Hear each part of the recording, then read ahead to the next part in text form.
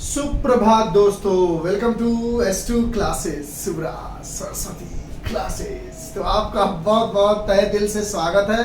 उसी एनर्जी और उसी पोटेंशियल के साथ हमने आपका केमिस्ट्री पूरा कंप्लीट किया है, एकदम बाय हुक बाय क्रुक करके एकदम पूरे अच्छे तरीके से। दूसरा, हमने आपको बायोलॉजी में हेरिडिटी एंड इवोल्यूशन के रिगार्डिंग हेरिडिटी पूरी समझा दी है, मेंडल्स लॉ, वो सब प्लेलिस्ट बना हुआ है, आप उस प्लेलिस्ट में जाके देख सकते हो। लिखा होगा 10th साइंस बोर्ड रिवीजन, उसके अंदर सारी वीडियो है, 32 या 33 नंबर सब वीडियो है। इलेक्ट्रिसिटी में कुछ रिवीजन कराया था, फिर 4 क्वेश्चंस बताए थे। अब इलेक्ट्रिसिटी का सेकेंड रिवीजन लेकर आते हैं। अब हम बात करने जा रहे हैं सीरीज एंड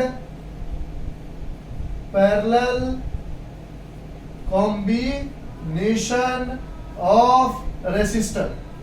तो कहता है रेसिस्टर का सीरीज एंड पैरेलल कॉम्बिनेशन क्या होगा। तो मान लेते हैं ये रेसिस्टर 3 लगा हुआ होता है ऐसा, ठीक है। यहां पर एक बैटरी लगी हुई है, ये मान लो R1 है, ये मान लो R2 है, ये मान लो R3 है, पोटेंशियल V है। तो यहां से जान लो, अगर इसका हमें R इक्विवेलेंट निकालना होगा तो हम निकालेंगे R1 plus R2 plus R3 plus dash dash dash dash, जितना R होगा उतना निकालेंगे। अगर यही रेसिस्टर पैरेलल में लगा होता, यही सारी रेसिस्टर अगर पैरेलल में लगी होती और इसके अक्रॉस पोटेंशियल V लगा होता और इसमें हमसे कहता कि ये R1 है, ये R2 है, ये R3 है और इसका R इक्विवेलेंट निकालो, तो हम इसका R इक्विवेलेंट निकालते 1/R equivalent is equals to 1/R1 plus 1/R2 plus 1/R3 plus dash dash dash. इस तरह से इसका R इक्विवेलेंट निकाला जा सकता है। अगर न्यूमेरिकल पूछेगा तो डायरेक्ट, कभी कभी डेरिवेशन पूछ देगा, डेरिवेशन की R इक्विवेलेंट कैसे आया। तो आप बोलोगे, पहली चीज इसमें बोलोगे कि इसमें पोटेंशियल डिफरेंस जो होता है वो डिफरेंट होता है, यानी यहाँ पर कुछ और वोल्टेज होगा, यहाँ पर कुछ और होगा, यहाँ पर कुछ और होगा, लेकिन करंट जो है हर जगह सेम होता है सीरीज कॉम्बिनेशन में। ये कौन सा कॉम्बिनेशन है सर? सीरीज है। ये कौन सा कॉम्बिनेशन है सर?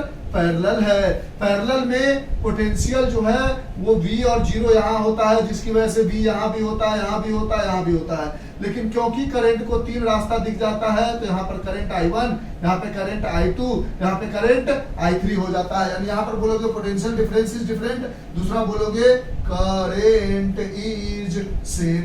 सेम चीज इसमें आओगे तो इसमें बोलोगे उल्टा बात, potential difference is same. Potential difference हर जगह भी है, लेकिन करंट जो है वो डिफरेंट है। यानी पोटेंशियल डिफरेंस जो है वो सेम है, करंट जो है वो डिफरेंस है, अलग अलग होता है पैरेलल कॉम्बिनेशन में और सीरीज में। ये कहानी होती है। अब इस जगह पार्टिकुलर इस जगह को उठा के देखोगे तो आप क्या लिख सकते हो, क्या अलग है पोटेंशियल। तो V1 is equal to I R1 लिख सकते हो अकॉर्डिंग टू ओम्स लॉ। उसी तरह यहाँ आओगे तो आप लिख सकते हो V2 equal to I R2 according to Ohm's law. जब भी ओम्स लॉ का फार्मूला यूज करो वहां बोल दो कि ओम्स लॉ यूज कर रहे हैं। यहाँ पे लिख सकते हो V3 equal to I R3 according to Ohm's law, ये सारी चीजें बोल दोगे। अब यहाँ पर पोटेंशियल डिफरेंस डिफरेंट है तो V equal to V1 plus V2 plus V3 लिख दोगे। यहाँ पर करंट अलग है तो I equal to I1 plus I2 plus I3 लिख दोगे। इस ऊपर वाले रेसिस्टेंस में जैसे यहाँ पर V इक्वल टू IR लिखा था, उसी तरह यहाँ पर I1 equal to V upon R1 लिखोगे। दूसरे वाले के लिए I2 equal to V upon R2 लिखोगे और तीसरे वाले के लिए I equal to V upon R3 लिखोगे, I3 इक्वल टू, ठीक है। जो अलग होगा उसके अकॉर्डिंग फार्मूला को वेरीफाई करना है, बैठाना है। तो V की जगह लिख दोगे आप क्या, इसका एक इक्विवेलेंट सर्किट बना लोगे। इक्विवेलेंट सर्किट दोनों का सेम होगा, ऐसा बना दोगे, ऐसा कर दोगे, ऐसा ऐसा ऐसा ऐसा, ये बोल दोगे R इक्विवेलेंट है, ये V है। तो यहाँ से V इक्वल टू क्या हो जाएगा, I R इक्विवेलेंट। उसी तरह यहाँ पर इक्विवेलेंट सर्किट बनाओगे, सेम तरीके से इक्विवेलेंट सर्किट बनेगा। और यहाँ पर R इक्विवेलेंट है, यहाँ V है, लेकिन फार्मूला में इस जगह I बराबर लिखोगे क्योंकि I बराबर हमको चाहिए, तो V अपॉन R इक्विवेलेंट। अब बैठाते चले जाओ, V की जगह लिखोगे I R equivalent is equal to I R1 plus I R2 plus I R3। V1 की जगह जो था वो पुट कर दिया, V की जगह जो था वो पुट कर दिया। यहाँ से I कॉमन लोगे तो R equivalent is equal to, यहाँ से I कॉमन लोगे तो R1 plus R2 plus R3 हो जाएगा। I से I मर जाएगा तो R इक्विवेलेंट आ जाएगा R1 plus R2 plus R3 plus dash dash dash dash. यहाँ से प्रूफ करोगे तो बोलोगे V अपॉन R इक्विवेलेंट होगा is equal to V upon R1 होगा प्लस V अपॉन R2 होगा प्लस V अपॉन R3 होगा।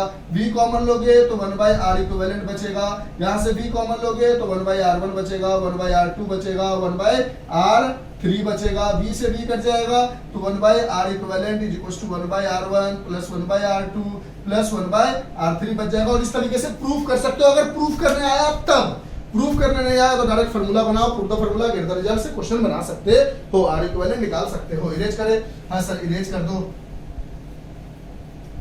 आराम आराम से समझना है, चीजों को पकड़ना है, रिवीजन करके अच्छे से चले जाना है।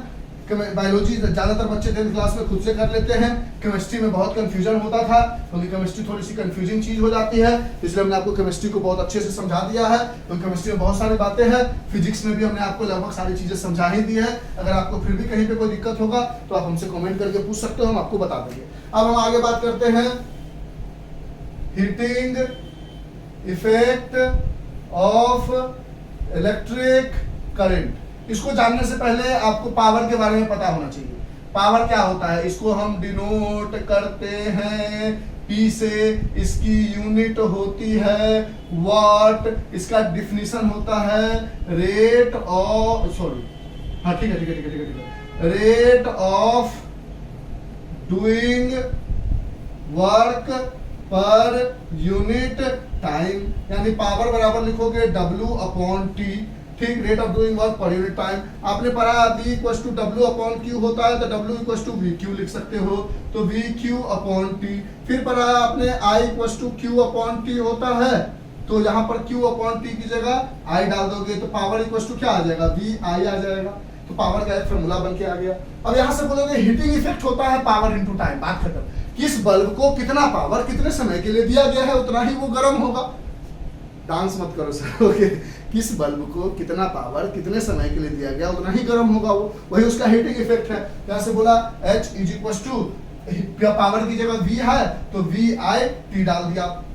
अगर V इक्वल टू IR डाल दोगे ओम्स लॉ से, ओम्स लॉ का इस्तेमाल करोगे तो क्या बन जाएगा, H is equal to V की जगह IR और IT पहले से है हमारे पास, तो H is equal to I into I become I square R T, और इसी को हम कहते हैं जूल्स लॉ ऑफ हीटिंग। अगर पूछ दे जूल्स लॉ ऑफ हीटिंग क्या होता है तो ये फॉर्मूला लिखोगे, फिर ये पुट करके ये लिख दोगे और लिख दोगे कि Joule's law of heating is directly proportional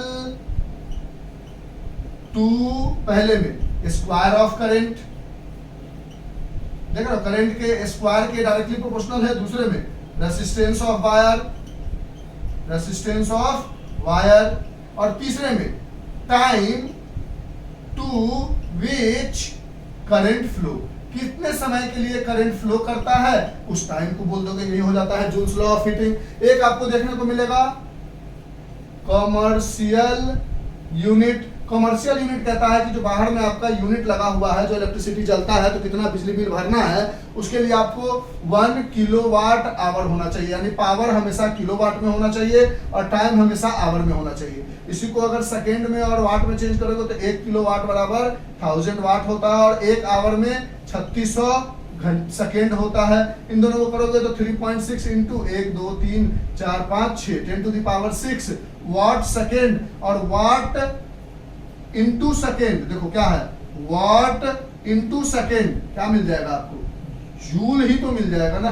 देखो ना यहाँ से पावर बराबर W अपॉन T है, W यहाँ पे वर्क है तो पावर का यूनिट वाट और टाइम को उधर लेके आओगे तो second is equal to work, और वर्क का यूनिट जूल, यानी 3.6 into 10 to the power 6 joule of energy खत्म होता है जब हम 1 यूनिट का बिजली बिल उठाते हैं। ठीक है, इस तरह से इलेक्ट्रिसिटी का सारा रिवीजन हो गया आपका।